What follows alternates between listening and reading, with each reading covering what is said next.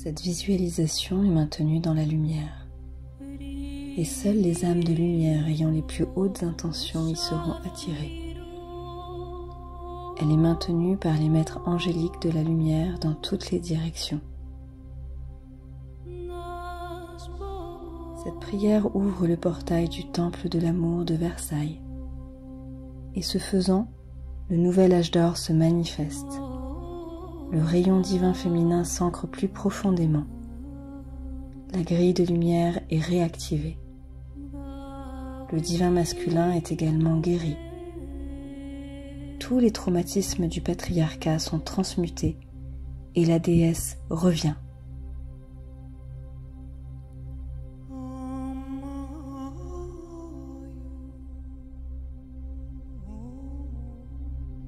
En manifestant le nouvel âge d'or et le retour de la déesse, ici à Versailles, nous dégageons l'énergie du féminin blessé pour faire naître la nouvelle lumière du féminin divin.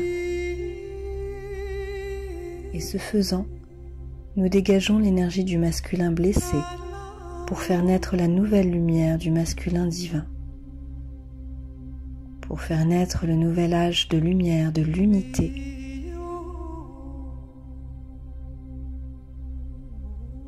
Les hommes et les femmes sont tous deux affectés par le patriarcat, car nous portons tous deux l'essence du féminin divin en nous.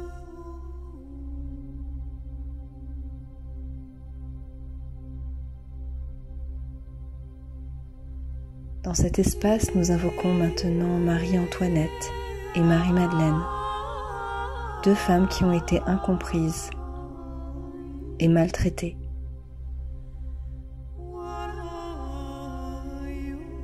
Pourtant, les deux roses étoilées qui vont maintenant se lever et être rendues à leur place légitime sont reconnues et vénérées comme les déesses qu'elles sont.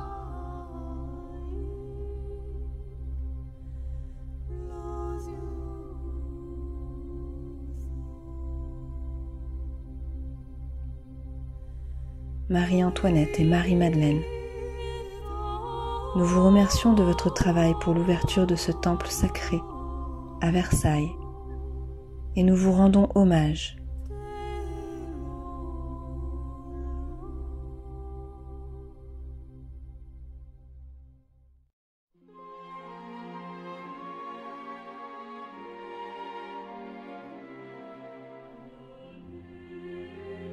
Nous nous tournons maintenant vers un beau cercle de prêtresses des roses, debout dans le temple de l'amour.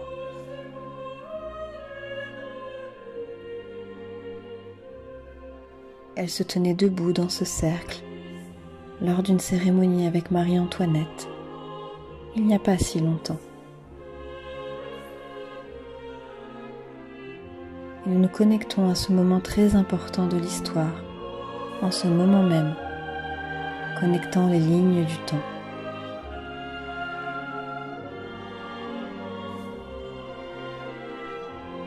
Nous ressentons leur cérémonie et nous nous y connectons et nous dégageons toute l'énergie qui doit être dégagée de cela maintenant.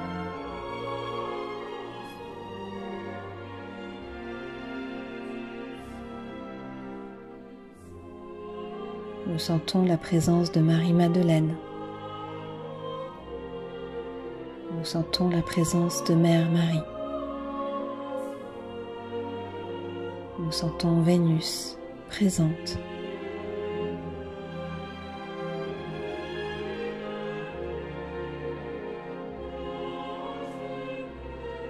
À travers ces trois déesses vient l'énergie de la déesse Isis, Ishtar.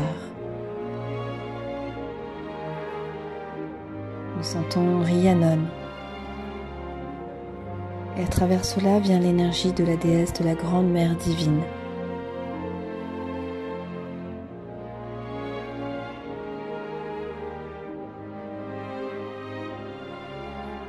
Nous imaginons maintenant Marie-Antoinette au milieu de ce cercle de prêtresses de la rose.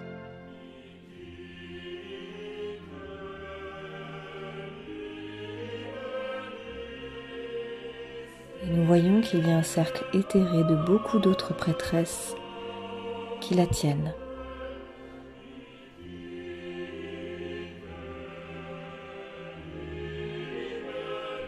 Elle est avec Marie-Madeleine. Et d'une certaine manière, elles sont une seule et même femme. Elle représente chaque femme qui a été affectée par le patriarcat, qui ressent les programmes et les schémas des blessures et des traumatismes si profondément dans sa psyché, prête à tout effacer dès maintenant et qui va maintenant se défaire en ce moment le plus sacré.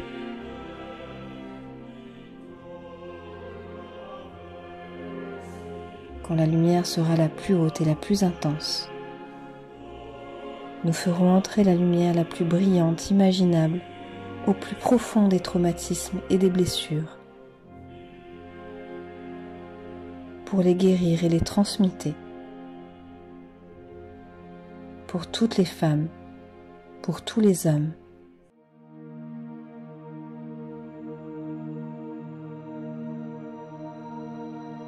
Et alors le féminin divin naîtra, et ce portail s'ouvrira à la plus haute lumière imaginable.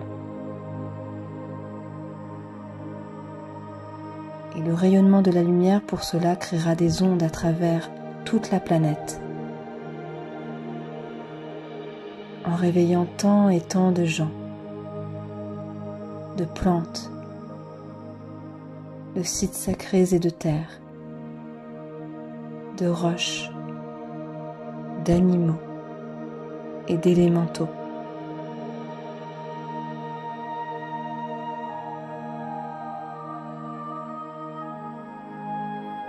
C'est ce que nous faisons maintenant grâce à une simple visualisation.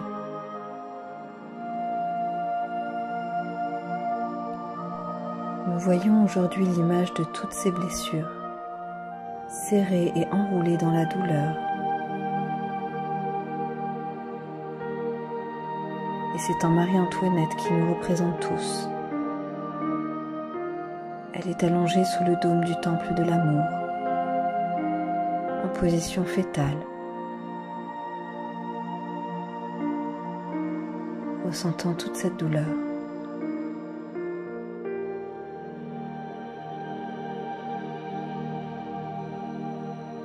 Elle est entourée de ses sœurs et tenues.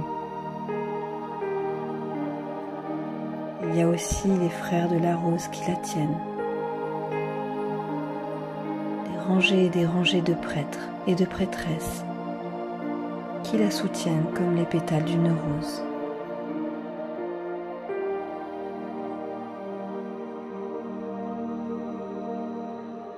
Elle est au centre, ressentant tout cela.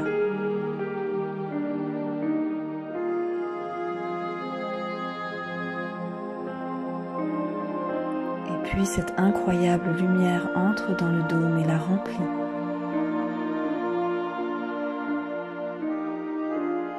La lumière de l'amour de ses frères et sœurs de la rose brille pour elle autour du cercle, de sorte que sous tous les angles, elle est remplie de lumière. Et autour de cela, il y a un cercle d'anges de lumière et de maîtres ascensionnés qui soutiennent le tout. Et autour de cela, il y a d'autres maîtres de la lumière des galaxies, de Vénus, des Pléiades, de Sirius, d'Andromède, d'Arcturus et de Jupiter, et bien plus encore.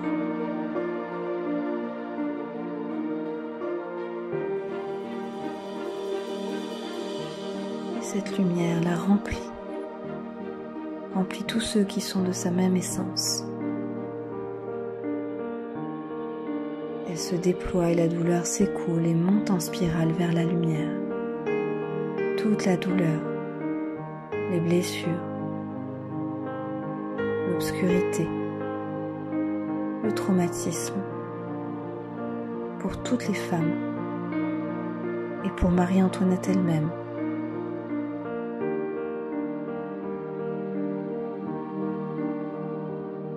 C'est comme si les années avaient été mal comprises. Seule et dans le chagrin. La perte de grossesse. La séparation d'avec son bien-aimé. La peur de l'obscurité. Les années de prison. Les craintes de ses agresseurs et l'isolement. La perte de son fils. Et toutes les accusations contre elle infondées et injustes.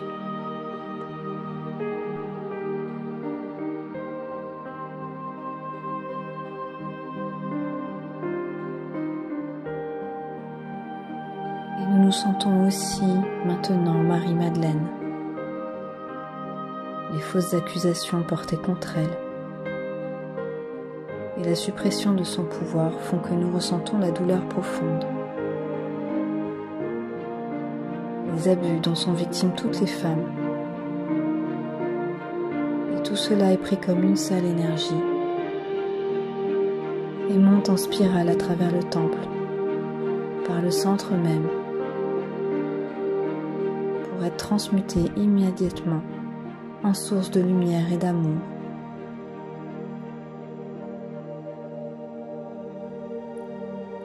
Cela continue de monter et de descendre, d'être transformé. Et ensuite pour s'envoler comme un million de magnifiques oiseaux blancs en liberté.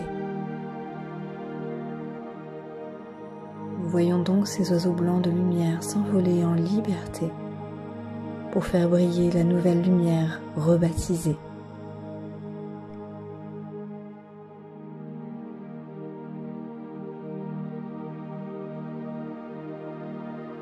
Ainsi, nous avons quelques instants de silence, alors que nous sentons cette énergie qui monte et descend, et qui se transforme en beaux oiseaux blancs, qui volent librement pour faire briller la nouvelle lumière.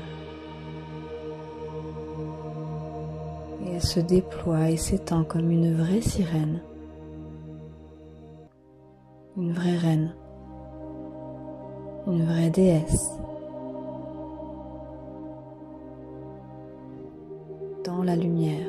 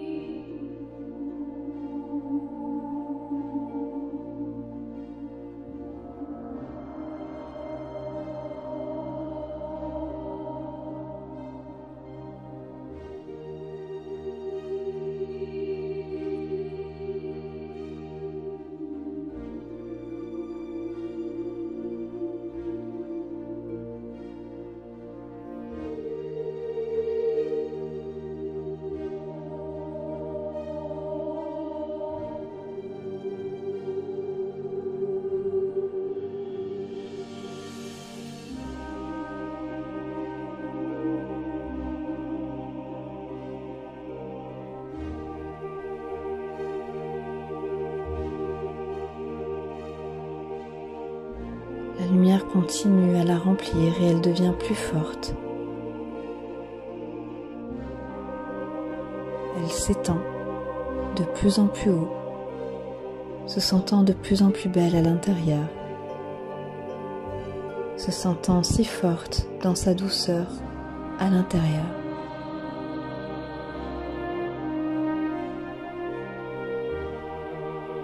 L'amour si puissant.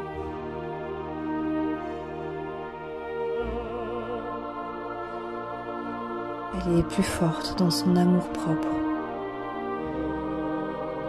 plus forte dans sa propre estime, plus forte dans son acceptation et sa croyance en soi, et dans le sentiment d'être aimée.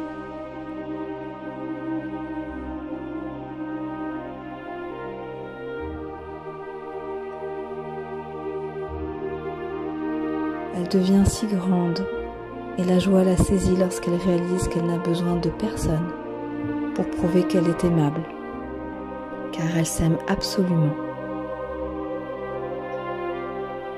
Et pourtant la lumière brille de plus en plus fort, en libérant ses blessures.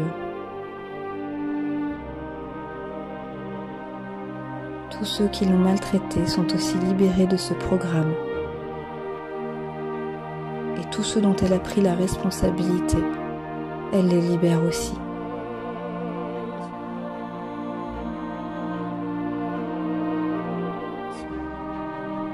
Elle réalise qu'elle n'a plus jamais besoin de diriger aucun de ses programmes,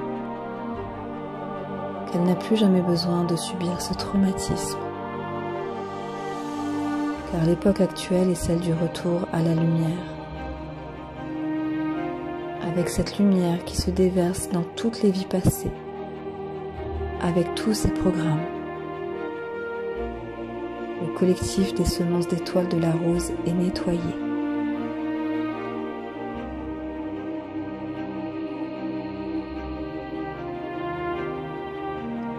La lumière pénètre dans son cœur et il y a un grand et merveilleux flash. Et à ce moment, tout est transmuté. Le portail est ouvert et le féminin divin est né.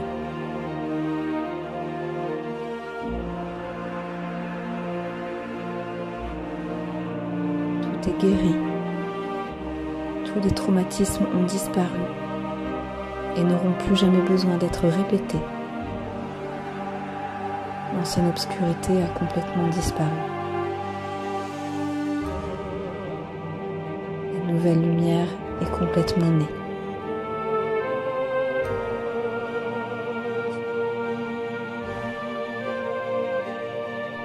Elle est maintenant complètement branchée sur le nouveau motif du divin féminin.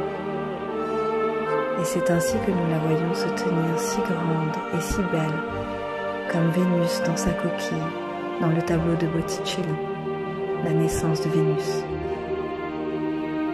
Et en effet, c'était Marie-Madeleine, et c'est Marie-Antoinette, et c'est moi, et c'est toi, c'est nous tous.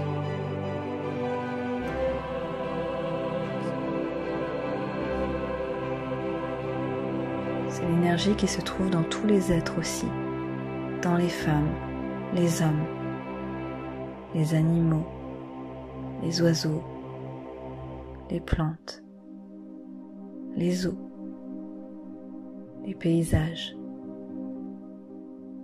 même les rochers.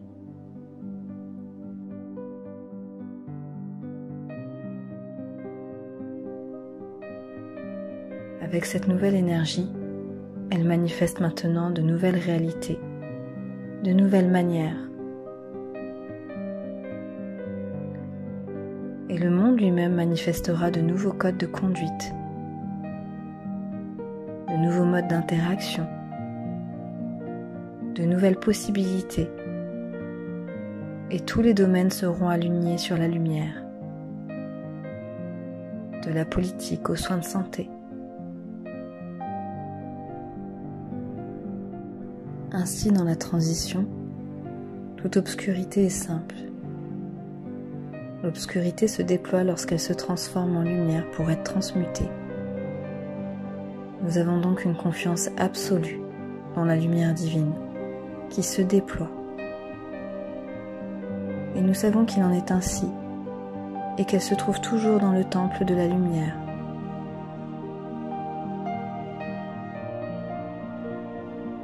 La lumière se déverse, vague après vague. Et il y a une grande illumination. Mais maintenant, c'est accompli.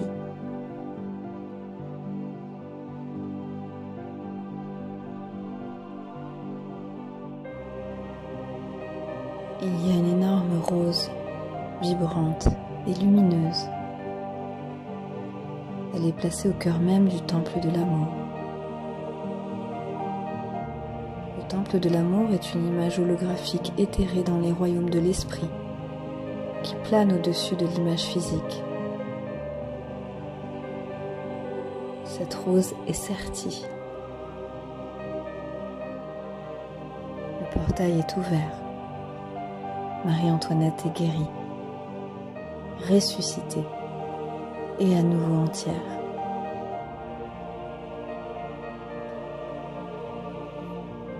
Marie-Madeleine est guérie, ressuscitée et à nouveau entière.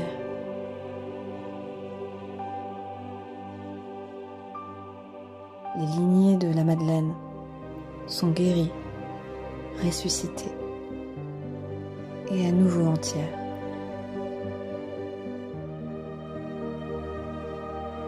Marie-Madeleine et Marie-Antoinette se tiennent et se touchent le front au centre du cercle, et une grande lumière rayonne.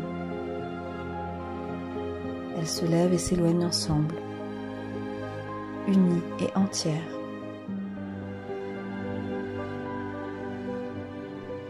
La grande rose est maintenant scellée, et elle sera toujours là, comme une vibration de lumière.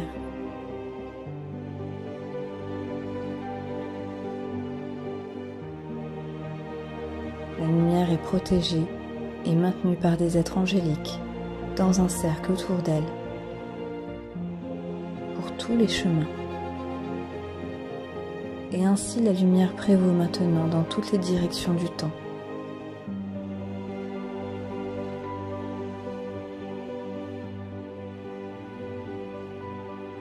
Magdalena, Maria, Antoinette, Johanna, Joséphina est ressuscitée. La lumière du divin féminin est ici. Le portail est un. L'âge de l'ascension de la lumière est arrivé. Son heure est venue. Et il en est ainsi.